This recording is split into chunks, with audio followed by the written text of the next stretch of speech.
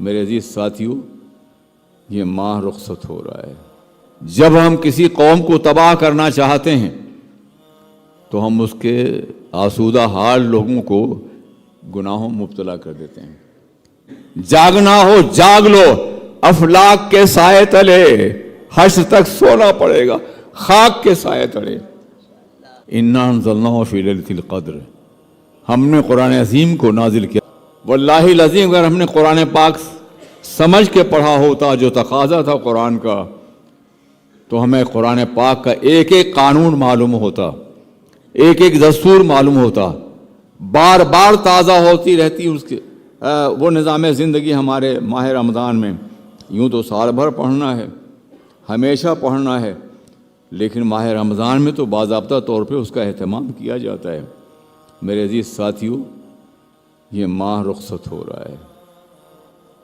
وہ لوگ جنہیں یہ مہینہ بوجھ بن کر کے آیا تھا، طبیعت پہ گراں تھا، کچھ ماحول کے خوف سے، کچھ برادری کے خوف سے، کچھ تھوڑا بہت اسلام کسی ذہن کے گوشے میں تھا، روزہ رکھ رہے تھے، شاید انہیں خوشی ہوگی چلو جا رہا ہے۔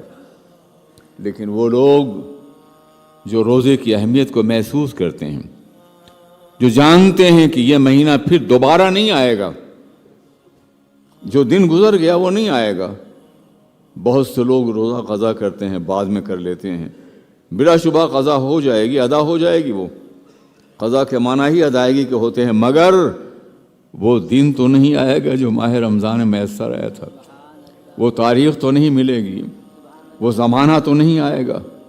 رخصت ہونے کے قریب ہے یہ مقدس ترین مہینہ، مگر ہمارا یہ عالم ہے کہ غفلتوں میں پورا مہینہ گزر گیا۔ ہمارا پروردگار ہمیں معاف فرمائے۔ اس مہینے کی ماں قدرنا کا قدر ہی، اس مہینے کی جو قدر ہونی چاہیے تھی، جو عزت ہونی چاہیے تھی، جو وقار ہونا چاہیے تھا، وہ ہم نے نہیں کیا، ہم نے اکثر نے نہیں کیا۔ ممکن ہے ہم میں اللہ کے کچھ نیک بندے ایسے ہوں جنہوں نے اس مقدس مہینے کی قدر کو پہچانا ہو، اس مہینے کی وقار کو سمجھا ہو، اس مہینے کی عظمت کا احساس ان کے قلب و روح کے اندر کبھی بھی باضابطہ موجود رہا ہو، لیکن اکثریت جو ہے غافل رہی ہے، اور اسی غفلت کا نتیجہ ہے کہ اس مقدس ترین مہینے میں نہ معلوم کتنی نعمتوں سے نوازا گیا ہے۔ اس مہینے میں بدر میں کی فتح ہوئی، اس مہینے میں فتح مکہ ہوئی، اس مہینے میں جنگ رمضان ختم ہوئی، اس مہینے میں تاریخ میں زیادہ کامیابی ادا کی گئی۔ اس مہینے میں جب بھی کوئی جنگ چھڑی تو اس میں ہمیشہ مسلمانوں کو کامیابی میسر آئی ہے۔ عجیب برکتوں والا مہینہ ہے۔ بھوکا مسلمان روزہ رکھ کر کے اللہ کے راستے میں جان دینے کے لیے تیار رہتا ہے۔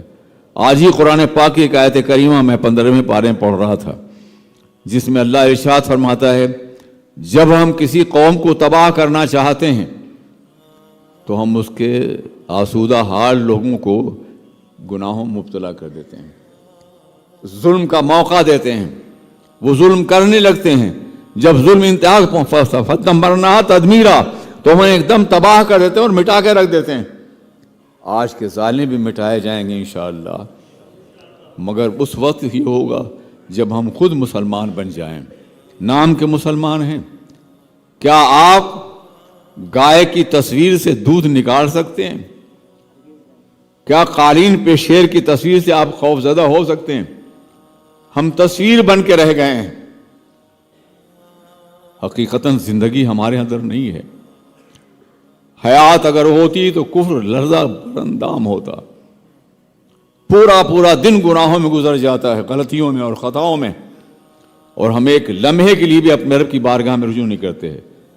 پوری رات سو کے گزار دیتے ہیں، تفریحات میں گزار دیتے ہیں۔ جاگنا ہو جاگ لو، افلاک کے سائے تلے، حشر تک سونا پڑے گا، خاک کے سائے تلے۔ جاگنا ہو جاگ لو، افلاک کے سائے تلے، افلاک کے سائے تلے، حشر تک سونا پڑے گا، خاک کے سائے تلے۔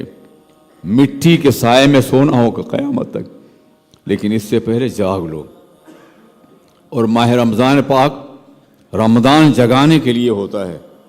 اللہ اپنی تمام تر رحمتوں اور برکتوں کے ساتھ اپنے کرم بے پایاں کے ساتھ نزول فرماتا ہے آسمان دنیا پر۔ قرآن پاک کا نزول بھی آسمان دنیا پہ ہوا تھا، لوح محفوظ سے آسمان دنیا پہ اتارا گیا تھا۔ اِنَّا أَنزَلْنَاهُ فِي لَيْلَةِ الْقَدْرِ، ہم نے قرآن عظیم کو نازل کیا۔ دیکھیے نا، یہ دوسرا تعارف ہے۔ ایک پوری سورت صرف ایک رات کی عظمت کو بیان کرنے کے لیے قرآن پاک میں نازل فرمائی گئی۔ اِنَّا أَنزَلْنَاهُ فِي لَيْلَةِ الْقَدْرِ، ہم نے نازل کیا ہے قرآن عظیم کو قدر والی رات میں، عزت والی رات میں، وقار والی رات میں، تقدیر والی رات میں، قسمت سنوارنے والی رات میں قرآن عظیم کو ہم نے نازل کیا ہے۔ تقدیر سنوار لو، زندگی سنوار لو، وقار سنوار لو، عظمت حاصل کر لو، اس مہینے کی قدر کر کے، اس رات کی قدر کر کے، نزول قرآن کی عظمتوں کی قدر کر کے، قرآن پاک کی تلاوت کر کے، قرآن پاک کو سمجھ کے پڑھنے کی کوشش کرتے اپنی زندگی سنوار لو۔ پورا مہینہ گزر گیا، میں بیماری کی وجہ سے زیادہ حاضر نہیں ہو سکا، جس کا مجھے شاید زندگی بھر افسوس رہے گا۔ پہلی بار نصف صدی کے اندر ایسا ہوا ہے کہ میں آپ کے سامنے حاضر نہیں ہو سکا، ہر روز کھڑا نہیں ہو سکا۔ میرے لیے نجات کا ذریعہ یہی ہے، میں آپ کے لیے نہیں کھڑا ہوتا، واللہ العظیم صرف اپنے لیے کھڑا ہوتا ہوں کہ اللہ ان کلمات کو میری نجات کا ذریعہ بنا دے، میری مغفرت کا ذریعہ بنا دے، میری بخشش کا ذریعہ بنا دے۔ جو کلمات میری زبان سے نکلتے ہیں ان کلمات کو شرف قبولیت سے نوازے، اپنے فضل خاص سے نوازے۔